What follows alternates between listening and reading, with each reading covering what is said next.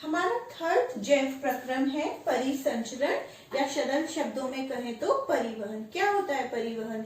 किसी एक चीज को दूसरी जगह तक भेजना। तो यहाँ इसका वही मतलब है कि एक जगह जो निर्मित पदार्थ है उसको दूसरी जगह तक पहुंचाना, और दूसरी जगह जो कुछ अन्य पदार्थ है जैसे कि कार्बन डाइऑक्साइड या जल जो उनका निकला हुआ पदार्थ है उसको दूसरी जगह तक पहुंचाना। तो इसकी परिभाषा है ग्रहण किए गए पदार्थों को शरीर की प्रत्येक कोशिका तक पहुंचाना तथा वहां पर उत्पन्न अतिरिक्त पदार्थों को किसी निश्चित स्थान तक पहुंचाने की क्रिया को परिसंचरण कहते हैं। जैसा अब तक हम पढ़ते हुए आए हैं, पहले हम पादपों की बात करेंगे, उसके बाद हम जंतुओं का परिवहन शुरू करेंगे। तो पादपों में परिवहन किस किस चीज का होगा? एक तो जल और खनिज लवण का होगा, और एक किसका होगा? हमारे भोजन का। जल और परिवहन और भोजन, इन दोनों के परिवहन में दो ऊतक विशेष भूमिका निभाते हैं, जाइलम और फ्लोएम। आप सभी ने कक्षा 9th में पढ़ा होगा जाइलम और फ्लोएम ये क्या होते हैं। मैं एक छोटा सा उसका इंट्रोडक्शन दे देती हूँ। जाइलम क्या है? हमारा जल संवहन ऊतक जो जड़ों से जल को ऊपर तक पहुंचाता है, ऊपर के भागों तक। और फ्लोएम क्या करता है? फ्लोएम जो पत्तियों ने प्रकाश संश्लेषण की क्रिया के बाद भोजन बनाया है उसको विभिन्न भागों तक पहुंचाता है। तो एक यहाँ पर ये बात समझ में आ गई कि जाइलम का कार्य क्या है? नीचे से ऊपर पानी लेके जाना, और फ्लोएम जो भोजन का स्थानांतरण करता है वो हर दिशा में करता है। तो सबसे पहले देखते हैं जल और खनिज लवण का परिवहन।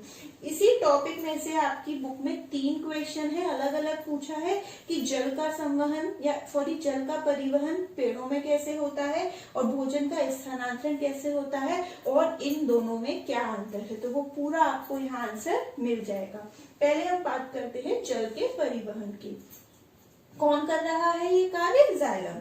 तो जाइलम जड़ से पत्तियों तथा अन्य भागों में जल तथा खनिज लवण परिवहित करते हैं। देखिए समझिए होता क्या है। एक्चुअली जल हम मृदा में हम पानी देते हैं, तो मृदा से पानी कहाँ जाता है? जड़ों तक जाता है। क्यों? क्योंकि पानी में क्या है? आयन घुले हुए हैं उसमें, तो एक सांद्रण क्रिएट हो जाता है, सांद्रण उत्पन्न हो जाता है। उस सांद्रण में अंतर के कारण जल हमारा मृदा से कहाँ जाता है? जड़ों तक जाता है। और उसी समय पत्तियों से क्या हो रहा होता है? जल की हानि यानी वाष्पोत्सर्जन। उस हानि से ऊपर पत्ती में एक प्रकार की कमी उत्पन्न हो जाती है, जिस कारण एक दबाव उत्पन्न होता है, और वो दबाव नीचे से जल को खींचता है, और वो जल कौन भेजता है? जाइलम। तो वही बात यहाँ लिखी हुई है। जड़ें मृदा से जल एवं खनिज लवणों का अवशोषण करती हैं, क्योंकि जड़ और मृदा के मध्य आयन सांद्रण में अंतर होता है। आयन सांद्रण बाहर ज्यादा है, उसमें जल दिया है, तो वहां से कहाँ जाएगा? जड़ की ओर। दूसरा पॉइंट, दूसरी ओर पत्तियों के रंध्रों से वाष्पीकरण के कारण एक दबाव उत्पन्न होता है जो जल को जाइलम कोशिकाओं द्वारा खींचता है, क्योंकि वाष्पोत्सर्जन की क्रिया कहाँ होती है? पत्तियों में रंध्रों की मदद से होती है। तो उसकी कमी के कारण, जल की हानि के कारण जल ऊपर की ओर खींचा चला जाता है। जाइलम में पदार्थों का परिवहन वाहिकाओं तथा वाहिनियों द्वारा होता है जो मृत ऊतक है। जाइलम के 4 एलिमेंट होते थे, ट्रैकीज, वेसम, जाइलम, पेरेन्काइमा एंड जाइलम। तो उसमें से कौन कौन सी इसमें भाग लेते हैं? वाहिकाएं तथा वाहिनियां, जो कैसे ऊतक है? मृत। अब हम देख लेते हैं भोजन का स्थानांतरण। ये कौन कर रहा है? फ्लोएम। प्रकाश संश्लेषण के फलस्वरूप बने भोज्य पदार्थ का पौधे के विभिन्न भाग में वितरण फ्लोएम द्वारा होता है। और इसमें इस वितरण में क्या खर्च होती है? ऊर्जा। ऊर्जा जब खर्च होती है तो एक प्रकार का परासरण दाब उत्पन्न हो जाता है। उससे क्या होता है? परासरण दाब बढ़ जाता है और जल क्या करने लगता है? फ्लोएम की तरफ अंदर की ओर गति करने लगता है, और फ्लोएम के अंदर जो पदार्थ हैं वो पदार्थ क्या करते हैं? दूसरी जगहों तक स्थानांतरित होने लगते हैं। और इस पूरी प्रक्रिया में क्या ऊर्जा खर्च हो रही है? तो यहाँ पर वही लिखा है, दोनों में यही अंतर है कि यहाँ ऊर्जा की खर्च हो रहा है एटीपी के रूप में, यहाँ कोई भी किसी प्रकार की ऊर्जा नहीं लग रही। भोजन कणों का परिवहन ऊपर और नीचे दोनों दिशाओं में होता है, जबकि इसमें जल का परिवहन केवल और केवल नीचे से ऊपर की ओर हो रहा है। पदार्थों का स्थानांतरण फ्लोएम ऊतक में एटीपी ऊर्जा का इस्तेमाल करते हुए होता है, जबकि यहाँ किसी प्रकार की कोई ऊर्जा का इस्तेमाल नहीं हो रहा था। यह ऊर्जा क्या करती है, परासरण दाब बढ़ाती है, जिससे जल बाहर से फ्लोएम के अंदर गति करता है और फ्लोएम से पदार्थों को ऊतकों की ओर भेजता है, जिनमें दाब कम होता है। इसका नेक्स्ट पॉइंट है, फ्लोएम में पदार्थों का परिवहन चालनी ट्यूबों द्वारा सहचर कोशिकाओं की सहायता से होता है जो जीवित हैं। तो एक अंतर ये हो गया, यहाँ वाहिकाओं और वाहिनियों के द्वारा हो रहा है जो कैसी है, मृत कोशिका, और यहाँ पे चालनी ट्यूबों और सहचर कोशिकाओं जो कैसी हैं, आपकी जीवित। तो ये हो गया आपका पादपों में परिवहन। मानव के परिसंचरण तंत्र के मुख्य घटक है, मुख्य अवयव है रुधिर, रुधिर वाहिकाएं या वाहिनियां, हृदय, लसिका। एक एक कर हम इसको पढ़ना शुरू करते हैं। तो सबसे पहले हम किसके बारे में पढ़ते हैं, रुधिर। 9th क्लास में ये आपने पढ़ा होगा, यह एक तरल संयोजी ऊतक है, क्योंकि ये शरीर के अंदर विभिन्न अंगों को आपस में जोड़ कर रखता है। एक स्वस्थ मनुष्य के अंदर लगभग 5.5 लीटर हमारा रुधिर उपस्थित होता है। अब इस रुधिर के भी 2 घटक हैं, ये 2 भागों से, 2 घटकों से मिलके बना है, प्लाज्मा और रुधिर कणिकाएं। जो प्लाज्मा वाला भाग है वो लगभग कितने प्रतिशत है, 55%, और जो रुधिर कणिकाएं हैं वो कितनी प्रतिशत है, लगभग 45। ऐसे समझिए जैसे पानी में अगर हम रेत डाल देंगे तो पानी वो कौन सा भाग है, प्लाज्मा, और जो रेत के कण हैं वो कौन से भाग हैं, रुधिर कणिकाएं। एक एक करके इनको देखते हैं। प्लाज्मा ये कैसे रंग का है, हल्के पीले रंग का ये एक तरल भाग है।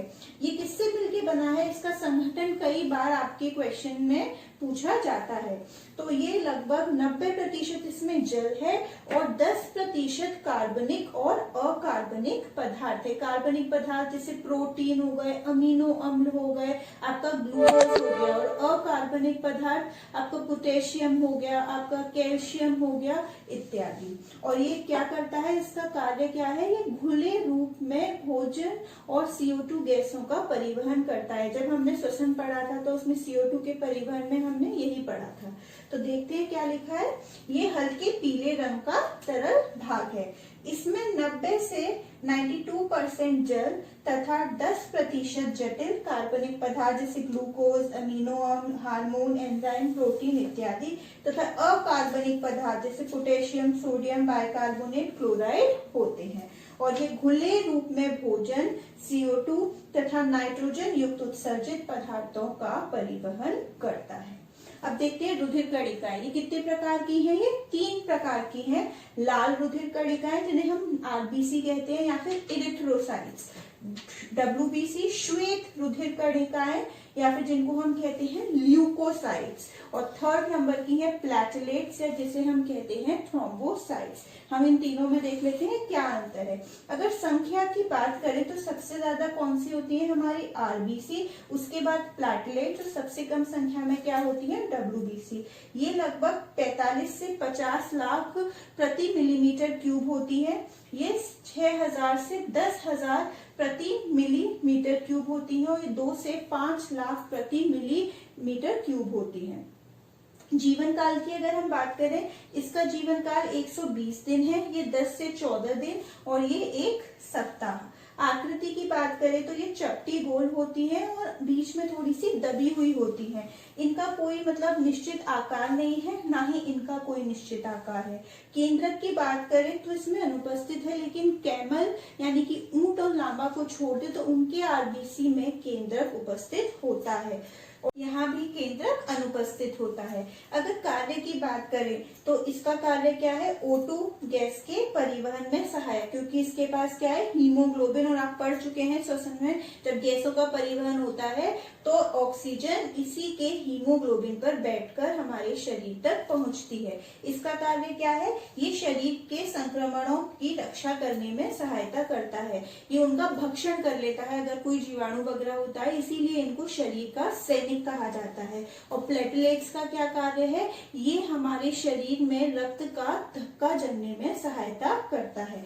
एक क्वेश्चन और, लाल रुधिर कणिका है, लाल क्यों है? क्योंकि इसके पास लोह युक्त प्रोटीन हीमोग्लोबिन है, और ये श्वेत इसलिए है क्योंकि इसके पास हीमोग्लोबिन नहीं है। तो यही लिखा है यहाँ, आरबीसी में लोह युक्त प्रोटीन हीमोग्लोबिन पाया जाता है, इसी प्रोटीन के कारण रुधिर का रंग लाल होता है।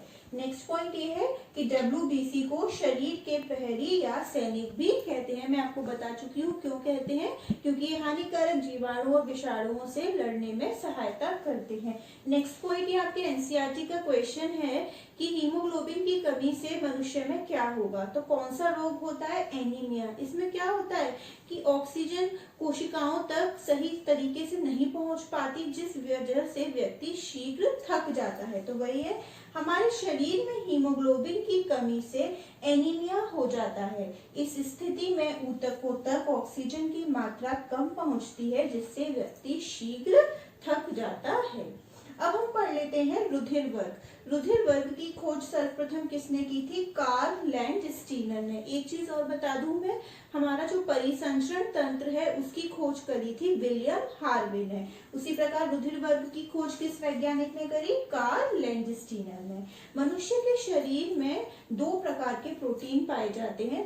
रुधिर वर्ग समझने से पहले हमें ये समझना होगा वो दो प्रोटीन कौन से हैं, प्रतिजन या फिर एंटीजन जिसे कहते हैं, और एक प्रतिरक्षी या एंटीबॉडी। ये एंटीजन कहाँ मिलते हैं? आरबीसी है उसी की सतह पर, ये आरबीसी की कोशिका कला पर पाया जाने वाला प्रोटीन है, जबकि ये कहाँ पाए जाते हैं? प्लाज्मा में। ये प्रोटीन रुधिर के प्लाज्मा में पाया जाता है। अब ध्यान से समझिएगा ये क्या होता है एंटीजन। एंटीजन वो बाहरी कण होता है जो हमारे शरीर में प्रवेश करने पर हमारे इम्यून सिस्टम प्रतिरक्षा तंत्र को क्या कर देता है? उत्तेजित कर देता है। तो वही लिखा है, ये वह पदार्थ है जो शरीर के प्रतिरक्षा तंत्र को उत्तेजित करता है और रोगों से लड़ने की क्षमता उत्पन्न करता है। इसकी अपेक्षा एंटीबॉडी क्या है? जब एंटीजन कोई प्रवेश कर गया तो उससे लड़ने के लिए जो पदार्थ, जो प्रोटीन बनेगा वो क्या कहलाएगा? एंटीबॉडी। ये प्रोटीन एंटीजन नामक हानिकारक तत्व से लड़ने में मदद करता है। अब ये एंटीजन कितने प्रकार के होते हैं? दो, एंटीजन ए और एंटीजन बी। जिसके पास एंटीजन ए, जिसमें वो कौन सा रुधिर वर्ग हो गया? ए। जिसमें एंटीजन बी, वो कौन सा वर्ग हो गया? बी। जिसमें ए और बी दोनों, वो रुधिर वर्ग ए बी। और जिसमें ना ही एंटीजन ए और ना ही एंटीजन बी, तो वो रुधिर वर्ग होता है हमारा ओ रुधिर वर्ग। अब ये भी कितने प्रकार के होते हैं? एंटीबॉडी दो, एंटी ए और एंटी बी। जब एंटीजन ए है तो उससे फाइट करने के लिए उसके अपेक्षा कौन आएगा? बी। और जब एंटीजन बी है तो उससे एंटीबॉडी कौन सी होगी? ए। अब यहाँ पर होता है एक एंटीजन एंटीबॉडी प्रतिक्रिया, या जिसे हम कहते हैं एग्लूटिनेशन। क्या होता है? अगर रुधिर वर्ग ए वाला, इसे आप एक उदाहरण से समझिए, जैसे किसी का रुधिर वर्ग ए है तो उसमें एंटीबॉडी कौन सी होगी? बी। और ये रुधिर वर्ग बी में जाकर क्या करेगा? उसकी एंटीजन बी से आपस में चिपक जाएगा, जिससे क्या हो जाएगा? उसका एग्लूटिनेशन हो जाएगा, यानी वो गुच्छित हो जाएगा और नष्ट हो जाएगा। रक्ताधान, जब कोई स्वस्थ व्यक्ति किसी दूसरे को आवश्यकता पड़ने पर रक्त देता है तो इसी को क्या कहते हैं? रक्ताधान। और रक्ताधान करने से पहले किसी डॉक्टर द्वारा रक्त का निरीक्षण करना अति आवश्यक है, क्योंकि जिसको दिया जा रहा है ब्लड उसकी मैचिंग का होना चाहिए। किसी स्वस्थ व्यक्ति द्वारा आवश्यकता पड़ने पर दूसरे व्यक्ति को रुधिर देना रक्ताधान कहलाता है। रक्ताधान करने से पहले रुधिर का निरीक्षण करना आवश्यक है, क्योंकि रुधिर रोगी से सुसंगत यानी मैचिंग का होना चाहिए। अब वही चार्ट है पूरा रुधिर वर्ग को एक्सप्लेन करने के, जैसे रुधिर वर्ग ए बी ओ। प्रतिजन इसका क्या होगा? ए, इसका बी, इसका ए तथा बी, और यहाँ कोई नहीं। प्रतिरक्षी इसके विपरीत बी बी ए, यहाँ कोई नहीं, यहाँ ए तथा बी। तो ये रुधिर इनसे दिया जा सकता है, यानी ये किस किस को दे सकता है, ये ए तथा ए बी को, ये बी तथा ए बी और ये ओ ए बी और ए बी। अब ये रुधिर ये प्राप्ति किस किस से प्राप्त कर सकता है, ए वाला ओ से और ए से, बी वाला ओ और बी से, ए बी वाला ओ ए मतलब सभी से, और ओ वाला ओ से। इस टेबल को देखकर एक बात क्लियर हो गई कि यूनिवर्सल रिसिपिएंट सर्वग्राही वाला कौन सा होगा आपका, ए बी रुधिरवर्ग ब्लड ग्रुप, और कौन सबको दे सकता है वो कौन सा रुधिरवर्ग ब्लड ग्रुप होगा, ओ। एक और है हमारा नोट, रुधिर स्कंदन। ये क्या होता है, जब हमें चोट लगती है तो कुछ समय बाद उस पर क्या जम जाता है, रक्त का थक्का जम जाता है, इससे शरीर से रुधिर की ज्यादा हानि ना हो, इसी को कहते हैं रुधिर स्कंदन या रुधिर का थक्का जम जाना। चोट लगने के कुछ समय पश्चात चोट से रुधिर का बहना रुक जाता है, जिससे चोटग्रस्त ऊतक से अत्यधिक रुधिर की हानि नहीं होती।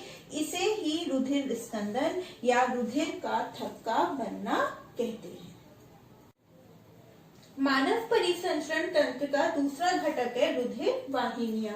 अब जैसे रुधिर, अब इसको बॉडी में परिवहन करने के लिए कुछ नलिकाओं की आवश्यकता होती है, तो रुधिर वाहिनियों में हम वही नलिकाओं के बारे में पढ़ेंगे। ये कितने प्रकार की होती है, 3, धमनी, शिरा और रुधिर केशिकाएं।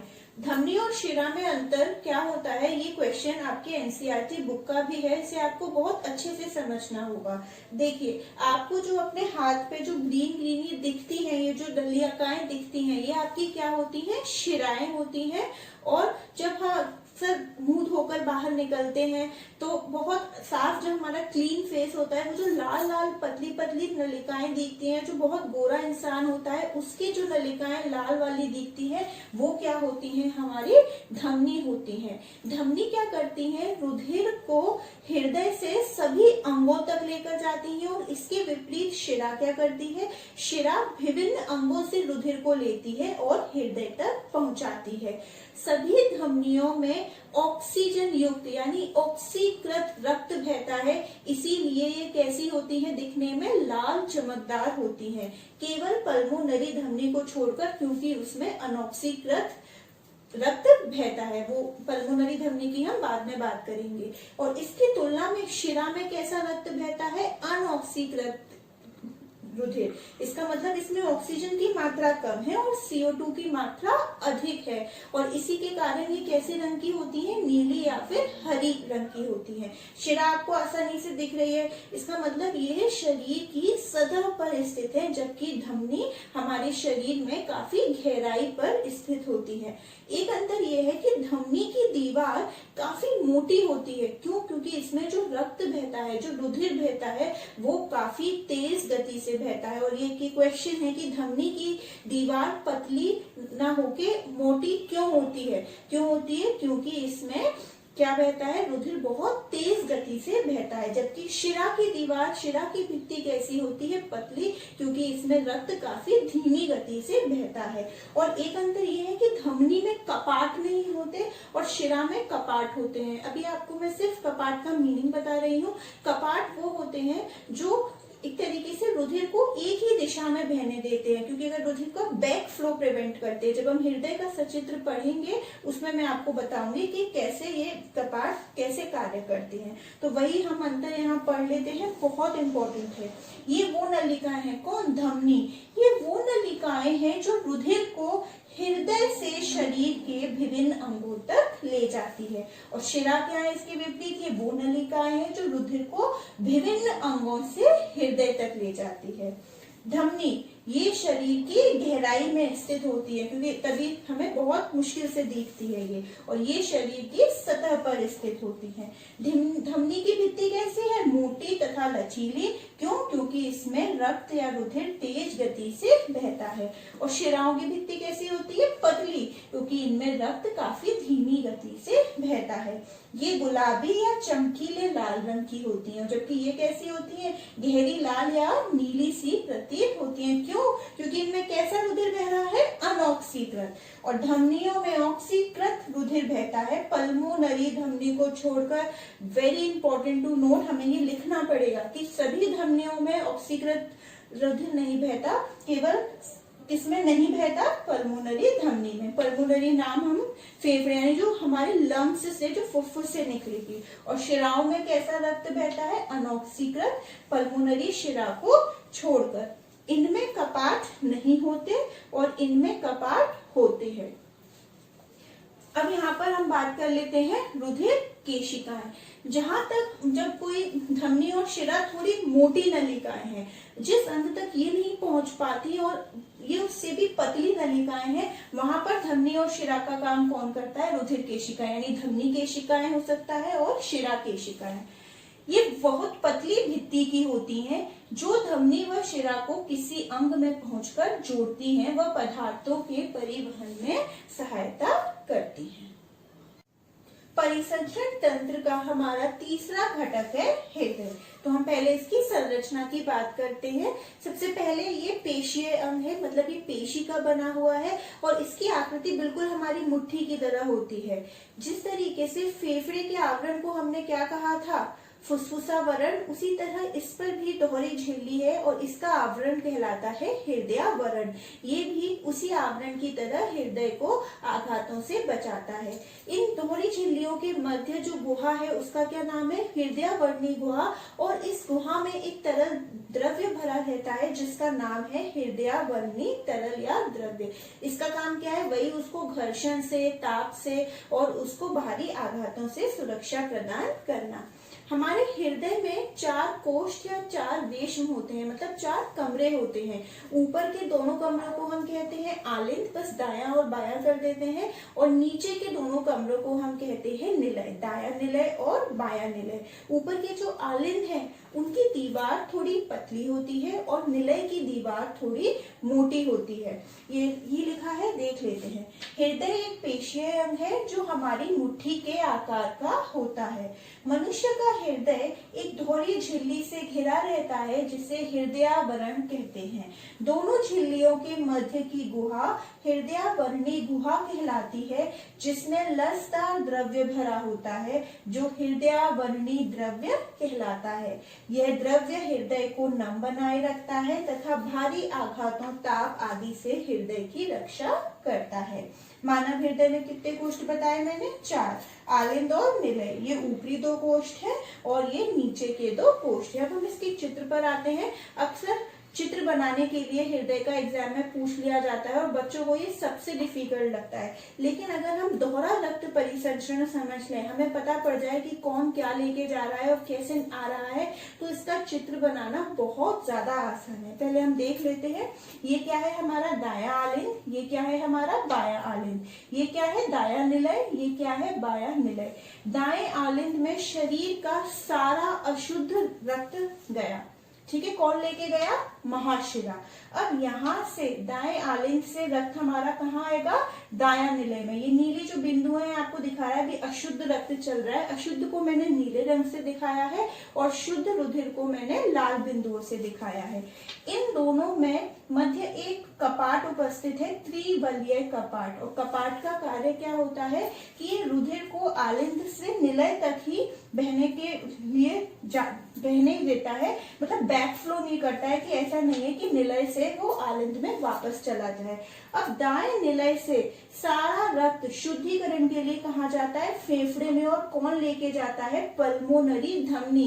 इसीलिए कहा जाता है कि धमनी सारा शुद्ध रक्त लेके जाती है, किसको छोड़कर, पल्मोनरी धमनी। क्योंकि यहाँ देखिए ये कैसा रक्त लेके जा रही है, अशुद्ध रक्त यानी अनऑक्सीकृत रक्त। अब पल्मोनरी धमनी की मदद से हमारा जो अनऑक्सीकृत रक्त है वो कहाँ पहुंच गया है, हमारे फेफड़ों में। अब फेफड़ों ने उसका क्या कर दिया, शुद्धिकरण कर दिया। अब हमारा वो रक्त कैसा हो गया, ऑक्सीकृत। अब ऑक्सीकृत रक्त लेकर कौन गया, पल्मोनरी शिरा कहाँ लेकर आई, बायां आलिंद में। सारी शिराएं कैसा रक्त लेके चलती थी, अनऑक्सीकृत। किसको छोड़कर, पल्मोनरी शिरा, क्योंकि पल्मोनरी शिरा कैसा लेके आ रही है, ऑक्सीकृत। अब इसी तरीके से बायां आलिंद और बाएं निलय के बीच एक कपाट उपस्थित है, द्विबलीय कपाट। ये कपाट क्या कर रहा है, यहाँ से यहाँ तक शुद्ध रक्त को यानी ऑक्सीकृत रक्त को बहने दे रहा है, इसके बैक फ्लो को प्रिवेंट कर रहा है। अब सारा रक्त हमारा जो शुद्ध हो चुका है वो बाएं निलय से पूरे शरीर में भेज दिया जाएगा, किसकी सहायता से? महाधमनी, जिसे हम अयोर्टा भी कहते हैं। तो यहाँ यही लिखा है, प्रत्येक आलिंद व नीचे के निलय के बीच एक छिद्र होता है जिसे कपाट कहते हैं। इसका कार्य रुधिर को केवल आलिंद से निलय की ओर ले जाना है, विपरीत दिशा में नहीं। और हमारे हृदय का कार्य क्या होता है? ये पंपिंग ऑर्गन, जैसे हमारे की पानी की पंप होती है, एक जगह से दूसरी जगह तक पानी को ट्रांसफर करती है, पहुंचाती है, ठीक उसी तरीके से ये भी क्या करता है? रुधिर को विभिन्न अंगों तक पहुंचाता है और फिर विभिन्न अंगों से रक्त को वापस ले लेता है शुद्धिकरण के लिए। शरीर में हृदय रुधिर को पंप करने का कार्य करता है। इसका प्रमुख कार्य शरीर के विभिन्न भागों में रुधिर को पहुंचाना है और शरीर के विभिन्न भागों से अशुद्ध रक्त को शुद्धिकरण के लिए वापस प्राप्त करना है। अब हम इसकी नेक्स्ट क्लास में सबसे पहले मैं आपको इसका स्ट्रक्चर बनाना सिखाऊंगी और हम पढ़ेंगे दोहरा रक्त परिसंचरण, जो मैंने आपको बताया। अब हम वही वहां पे डिस्कस करेंगे कि कैसे गया हमारा अशुद्ध रक्त और कैसे शुद्ध रक्त पूरी बॉडी में आया और ये कैसे कैसे कार्य हुआ। यानी कि आज बस इतना ही।